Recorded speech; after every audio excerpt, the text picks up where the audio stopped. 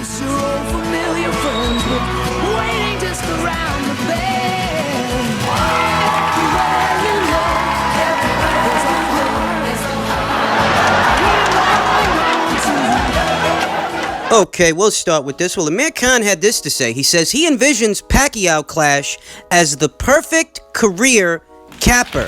He was quoted as saying, "I'd love to do that fight. It's one of the reasons I've taken the fight, as I know there is a bigger picture." Khan told assembled media ahead of his final workout in England before departing to Saudi Arabia, where he will spend the rest of his training camp. There's always talk about Manny, and there has been more talk about it lately. Let's hope he wins against Thurman, and I win against Goyat, and we can move forward from there, states Khan, of what he envisions as his ultimate endgame. I have this fight, and then it could be Manny. That would be a great way to finish.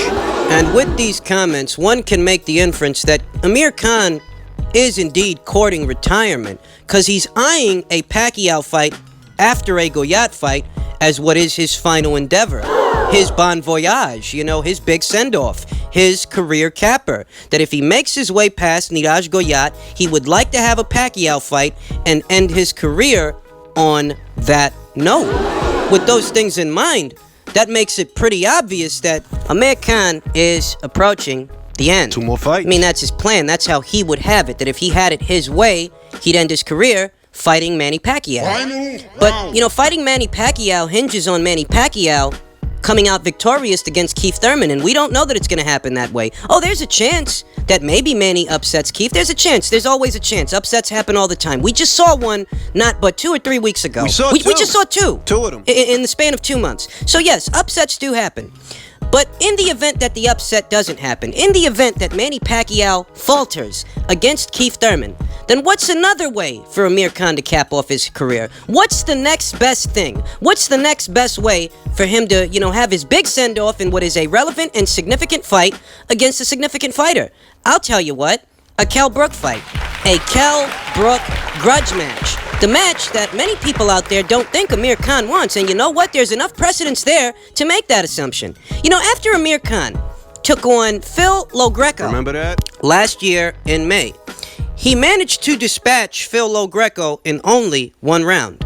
Now, he managed to dispatch Phil LoGreco in only 1 round, having not fought at all in the year of 2017. So this was a guy who was coming off an entire year of inactivity. He needed time to recuperate. Let's put it that way. If you put it that way, okay, you spent a year, you took it off, you come back, you take out Phil LoGreco in 1 round. If the Kell Brook fight were any kind of a priority to Amir Khan, he would have went from that Phil LoGreco fight into direct negotiations for a Kell Brook fight. I mean, if you really wanted to see the fight get made, if you really wanted to see the fight done, if you really wanted to settle the score with what is your domestic rival in a significant fight of significant value, then you would have went from that LoGreco fight, which only lasted 1 round, okay? It's not like, it was some kind of a war that you've got to recuperate from. No, the fight lasted 1 round.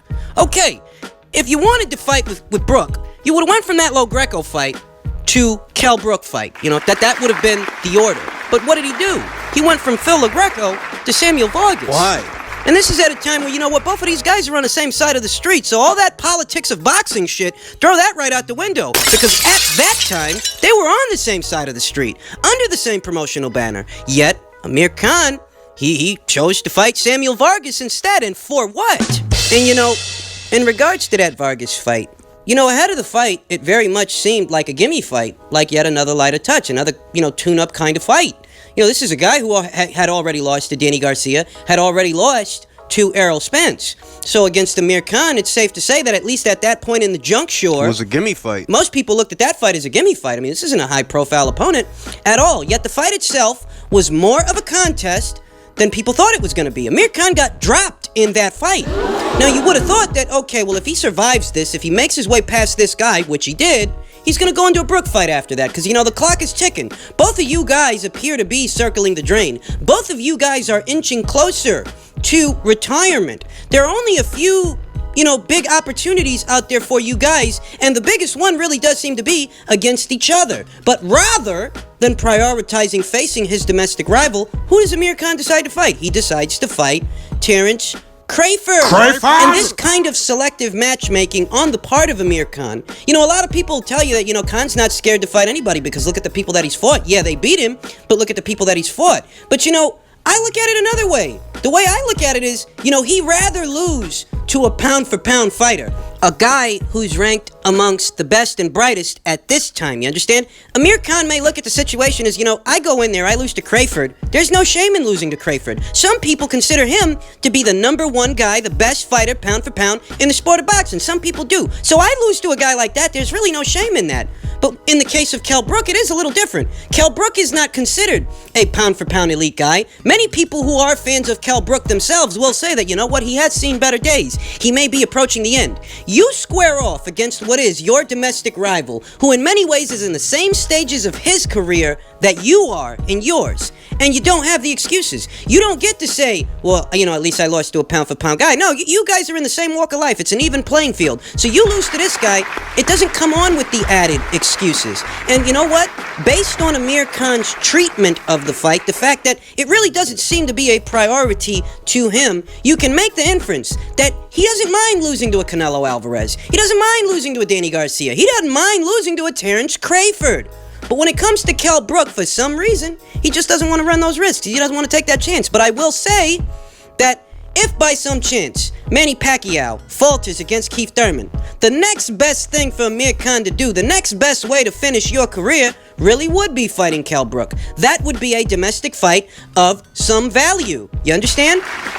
You know, I wonder how the people in the UK feel about it. I wonder how those fans feel about it. How would they feel if Amir Khan, from the beginning of his career to the end of his career, never fought Kell Brook? What could have been, and what effect does that have on how he will be remembered? Not just by us over here stateside, but by the good people over there in the UK. What do they think? You know, they've had their own domestic matches that were of significant value. George Groves versus Carl Froch, both of their fights, and versus Chris Eubank Sr. Callum Smith versus George Groves. You know, I'm pretty sure years from now, people are going to look at the Anthony Joshua versus Dillian White fight, the first fight, that is if they don't have a second. But I'm sure that they're going to look at that fight, they're going to look back on that fight and that domestic rivalry in more or less that same kind of context. Think about historical matches, like Frank Bruno versus Lennox Lewis. I mean, essentially what I'm getting at is, how will the people over there in the UK reflect upon Amir Khan's treatment of the fight that never was, when they have this rich history of domestic matches between domestic fighters that were of significant value, they were significant fights, and Amir Khan so chose to go the duration of his career having not settled the score with what is his domestic rival. You know the fans that show up for that fucking fight. Don't kid yourself. I think even now, there's still enough interest that people might show up for that fight. Yet for Amir Khan, it's still all about chasing Manny Pacquiao, a guy who he may or may not get to fight. Those are the facts. Manny might beat Thurman, Thurman might beat Manny. It's in the air. It depends on who you ask. Anything can happen. But if Thurman beats Manny, what will Amir Khan decide to do, and how will he be remembered for it? Not by me and you, not by the guys here stateside, but by his own countrymen in the UK. What are they going to have to say about that, and how are they going to remember him for it? That is, if Amir Khan should retire, having never fought Kell Brook, if it happens that way, what are the people in the UK going to have to say about that? And what effect is that going to have on Amir Khan's legacy? Moving on, it appears that, talks have begun for a Canelo Alvarez versus Gennady Golovkin rubber match, but those talks have been stifled as to where the fight is going to take place. You see, Gennady Golovkin is reluctant to stage the rubber match in Las Vegas, where the two previous bouts took place. He doesn't want it there. He wants the fight in Madison Square Garden because he alleges that it's a different place with a different atmosphere and different people. That he himself, he doesn't have many aversions to fighting in Las Vegas, but he has a bad feeling in regards to fighting there. That's a bit of a conflicting statement. Make of that what you will. But those are his sentiments, that if he has it his way, the fight would be at Madison Square Garden. And the thing about this rubber match is, whether you're excited about the rubber match or you're not excited about the rubber match, in all likelihood, it's an eventuality. You see, John Skipper, one of the head guys over there at DAZN, he's pushing for the rematch. And that rematch and what subscriptions it generates greatly affects what both Gennady Golovkin and Canelo Alvarez stand to make in the duration of their partnership with DAZN. That's saying that, a part of you guys being here and getting paid what you're getting paid is that you got to fight each other, okay? So you guys don't just get to be here to be here. You got to fight each other. And he's pushing for the fight. So the fight itself, whether you're excited about it or not, is an eventuality. But I'll tell you something, this whole holdup, this whole, Gennady Golovkin has aversions to where the fight takes place. Let me tell you something, okay?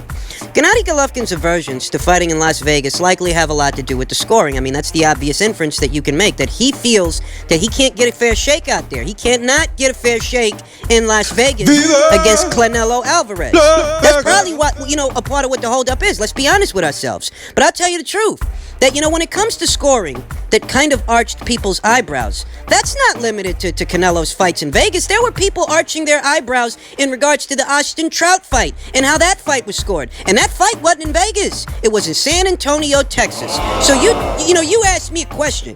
Do I think that Golovkin and Canelo is better suited at Madison Square Garden because Golovkin can get a fair shake there? I'll be honest when I say that I don't think that has the least bit of bearing to do with anything. Canelo Alvarez is the cash cow, whether he fights in Madison Square Garden, Las Vegas, or San Antonio, Texas. So whatever's going on with him is going to go on regardless of where he's fighting. And in all honesty, we knew before the first punch was thrown in their very first fight that Golovkin cannot let this thing go to the cards. You can't. That if you're coming here to do this job, you've got to finish this guy. Because if you don't finish this guy, there's a good chance the scorecards are going to come back funny. If they came back funny for Mayweather, there's a good chance they're going to come back funny for you. Those are just the facts, ladies and gents. Make it out what you will, but those are just the facts. With Floyd Mayweather, who put on one of the more dominating performances he had put on in what were the latter stages of his career against Canelo Alvarez, one of the scorecards, at least one of them came back funny. So if that happened to him, what the fuck makes Gennady Golovkin think it wouldn't happen to him too? I mean, what I'm trying to communicate here is that I don't think it matters where you stage the fight. I don't think it matters if it's in San Antonio, Texas, Las Vegas, Nevada, or Madison Square Garden. I don't think it makes the least bit of difference because no matter where you stage the fight, Canelo Alvarez is going to be the A-side through and through. He is the A-side to you in this set of negotiations, and he's really the cash cow in the overall sport of boxing because he's the highest earning guy in the sport of boxing. So it doesn't really matter where you fight him. He's got the juice. And I don't want you guys out there to get confused about this. I don't condone the sketchy scoring that Canelo Alvarez has become synonymous with. I don't condone it. I condemn it. But what I'm trying to communicate is whether I condone it or condemn it, or you condone it or condemn it. It's what's going on. It's what's been going on. It's what's going on. And it's what's likely to keep going on. That Canelo Alvarez is at a point, and he's been at this point, that you gotta go in there, you gotta knock this fucking guy out. You gotta hit him with a chair and shoot him when he's down, okay?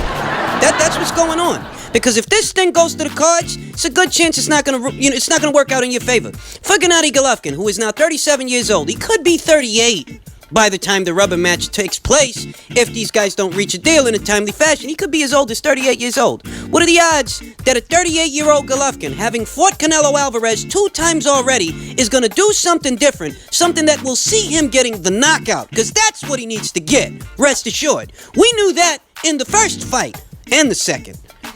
A 38-year-old Golovkin, what are the odds that he's going to be able to finish the job against Canelo, whether it's at Madison Square Garden, San Antonio, Texas, or fucking Las Vegas, Nevada? And what's worse is, you know what? Canelo Alvarez is the A-side. He holds all the cards. So you holding out because, they might want to fight in Vegas and you want to fight at Madison Square Garden, that's not going to work out in your favor either. It's for this reason that I looked at the rubber match and still do as farce.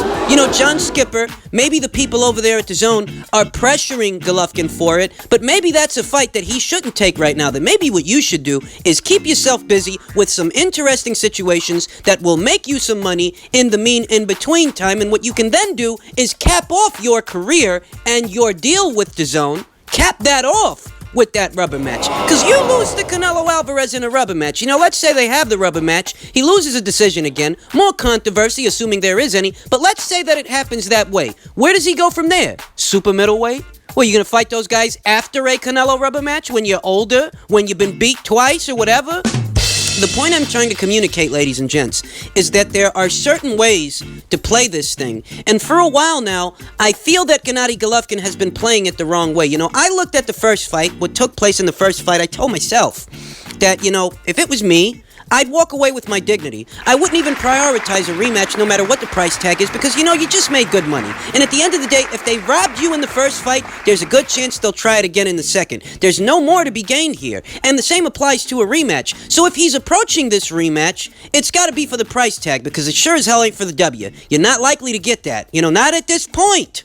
We'll see what happens with this thing. Whether you're interested in the rubber match or not, we'll see what happens with this thing because it seems to be an eventuality. It seems to be something that they're definitely building towards. I mean, I didn't even know that they had entered discussions already for the rubber match, but it appears that they have, and they've hit a snag. But better still, the negotiations are ongoing. So those conversations, they are happening. And this rubber match could happen sometime in the near future. And the only question now is where? But to that question, I have yet another question that I will pose to all of you. Those of you out there that are watching this video that may be Canelo Alvarez fans, those of you that may be Gennady Golovkin fans, and those of you that are somewhere in between. And the question that I have for all of you, which you can answer in the comments under this video, is does it really even matter where the fight takes place? Does Gennady Golovkin stand a better chance of beating Canelo Alvarez in Madison Square Garden than Las Vegas? Or is that irrelevant because you don't have him winning the third fight whenever it takes place? Does it actually matter if it's at Madison Square Garden? Does it really? That's the question. How do you guys view a rubber match, and how do you have it going down? Do you have Golovkin winning it? Do you have Canelo winning it? Do you have Canelo winning on points, or do you have him knocking out Gennady Golovkin? Or do you have it the other way around? Because from where I'm sitting, and I'm going to be completely honest, okay? I feel Gennady Golovkin was robbed in the first fight. I feel that the second fight was a much closer fight that could have swung either way. But ahead of a third fight, I feel like there's a chance that this might be the one where Canelo knocks Gennady Golovkin out. Oh, I know Gennady Golovkin's got a fantastic fucking chin.